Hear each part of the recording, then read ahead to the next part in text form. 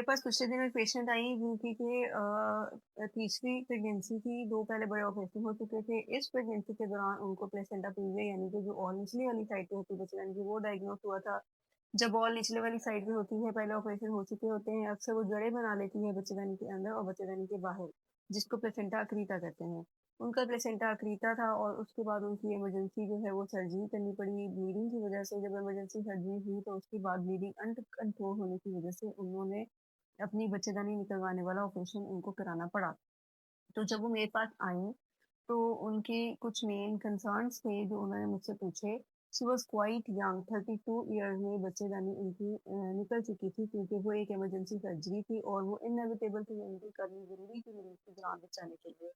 तो she was so depressed और उनका एक सबसे बड़ा सवाल ये था कि मुझे समझ नहीं आ रही कि मेरे साथ क्या हो रहा है। मुझे डिप्रेशन में मैं चली गई हूँ और मेरे बहुत सारे सवालात हैं जो कि मैं पूछना चाह रही हूँ।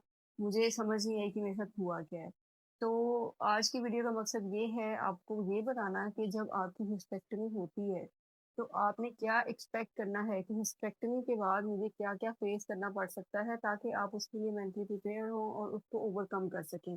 फिर जिन पेशेंट्स की इमरजेंसी हिस्टेक्टमी हो जाती है, जैसे वो मेरे पास आई, इस तरह फिर आपने डॉक्टर से ज़रूर कंसल्ट करना है अपनी सारी कंसर्न्स को लेके ताकि आपको डॉक्टर गाइड कर सकें, आपको समझा सकें और आप उसको बेहतर तरीके से उस पीरियड को गुजार सकें। रॉयल गाइनी इनफर्टिलिटी हब एक ऐसा प्लेटफॉर्म जहाँ हम फीमेल हेल्थ से रिलेटेड हर टॉपिक पे बात करते हैं। जब आपकी हिस्टेक्टमी होती है तो हम आपको एडमिशन के टाइम पे बताते हैं नंबर ऑफ लिस्ट कि ये जो कॉम्प्लिकेशन हैं आपको एक्सपेक्ट करनी चाहिए, ये हो सकती हैं। ये एक मेजर सर्जरी है, इट्स नॉट माइनर सर्जरी। इसका ऑपरेशन टाइम, इसकी पोस्ट ऑप रिकवरी टाइम, इसका जो बाद वाला पीरियड है साल 6 महीने का टाइम, उसमें आपको ये चीज़ें एक्सपेक्ट करनी चाहिए कि मेरे साथ ये सब कुछ हो सकता है और इसके साथ मैंने कैसे चलना है, कैसे ओवरकम करना है, कैसे डॉक्टर विजिट्स करने हैं। जिन मरीज़ों की इमरजेंसी हिस्टेक्टमी हो जाती है, सेम उनके लिए उनको भी हम गाइड करते हैं कि ऐसी कॉम्प्लिकेशन जो आपको समझनी चाहिए। जब आपकी सर्जरी होती है, मेजर सर्जरी है, बच्चेदानी निकालने वाला ऑपरेशन है, इसमें एक तो सबसे बड़ा डर ये होता है क्योंकि एक मेजर ऑर्गन बॉडी से हम निकाल रहे हैं, आपको ब्लीडिंग ज़्यादा हो सकती है।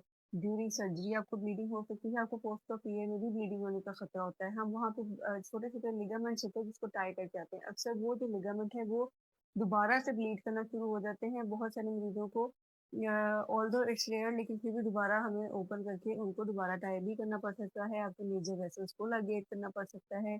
अगर अक्सर ऐसा होता है कि ब्लीडिंग हो रही है लेकिन कुछ अरसे बाद वो खुद ही से सेटल होगी, वहाँ पे हेमाटोमा बन गया है, तो वो फिर कंज़र्वेटिवली मैनेज करते हैं यानी कि हेमरेज का चांस आपने इस मेजर सर्जरी में अपने दिमाग में रखना होता है।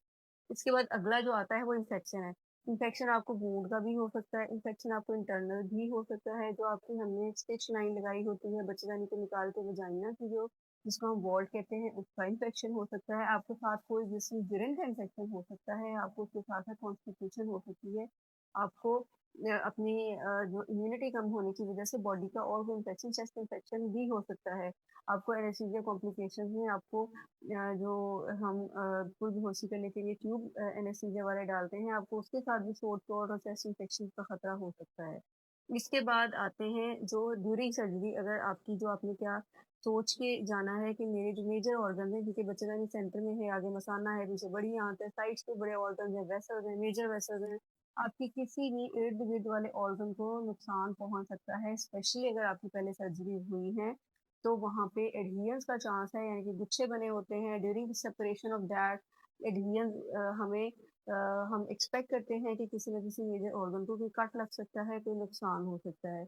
ये सारी ड्यूरिंग सर्जरी और आफ्टर सर्जरी कॉम्प्लिकेशंस आपने माइंड में रखनी होती है कि ये सारी रिटर्न कॉम्प्लिकेशंस हैं that may happen although rare, although आपके डॉक्टर पूरी कोशिश करते हैं कि कोई कॉम्प्लिकेशन ना हो, लेकिन फिर भी आपने ये दिमाग में ज़रूर रखने होते हैं।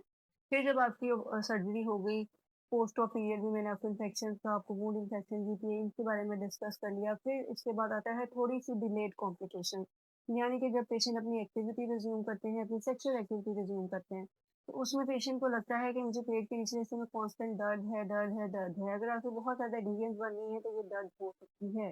अगर आपको इन्फेक्शन है तो भी दर्द हो सकती है, आपको बोन पेन हो सकती है, आपके वैसे जिस्म के छोटे-छोटे हिस्सों में दर्द दर्द हो सकती है क्योंकि आपकी इम्यूनिटी भी कम हो गई है। इसके बाद जो पेशेंट कहते हैं कि जब हमने इंटरकोर्स रिज़्यूम करना है, तो उसमें पेशेंट को क्योंकि एकदम से सडन विथड्रॉल ऑफ हार्मोन्स हो गया है, तो वजाइनल ड्राइनेस हो जाती है, जिसकी वजह से आपको एक तो लैक ऑफ इंटरेस्ट हो जाता है ड्यूरिंग इंटिमेशन इंटरकोर्स, दूसरा जिसको हम कहते हैं कि लॉस ऑफ लिबिडो, इसके साथ-साथ आपको वजाइनल ड्राइनेस की वजह से डिस्पैरोनिया यानी कि पेन ड्यूरिंग इंटरकोर्स हो सकती है।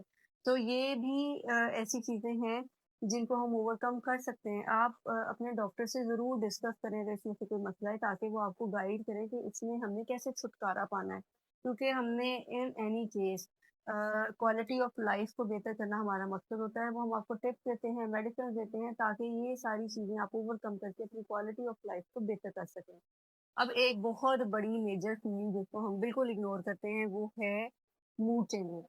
जब आपका सडन विथड्रॉल ऑफ हार्मोन होता है, तो आपके बहुत सारे मूड स्विंग्स आते हैं। Depression, stress, anxiety, lack of interest, रोने का दिल करना, ये सब मूड चेंजेस का आपको सामना करना पड़ता है। आपके हार्मोन विथड्रॉल की वजह से अचानक से आपको ठंडे पसीने आते हैं, घबराहट होती है, बाहर जाने का दिल करता है, भागने का दिल करता है, खिड़कियाँ दरवाजे खोलने का दिल करता है, पर्दे हटाने का दिल करता है, रात को सोते-सोते इतना पसीना आता है कि उठ जाते हैं, बाहर जाने का दिल करता है, तो ये सब नॉर्मल कॉम्प्लिकेशंस ऑफ हिस्टेरेक्टमी हैं, ये होता है। अगर आपको हो रहा है, ये आपके साथ आपकी फैमिली मेंबर्स में से किसी की हिस्टेरेक्टमी हुई है, उसको हो रहा है, तो ये सब रिटर्न कॉम्प्लिकेशंस हैं, इन सब का इलाज मुमकिन है। आपने इसको कंसिडर करना है और डॉक्टर की एडवाइस ज़रूर लेनी है। अब मैंने आपको लिस्ट ऑफ कॉम्प्लिकेशंस बता दी, क्या-क्या मसले हो सकते हैं।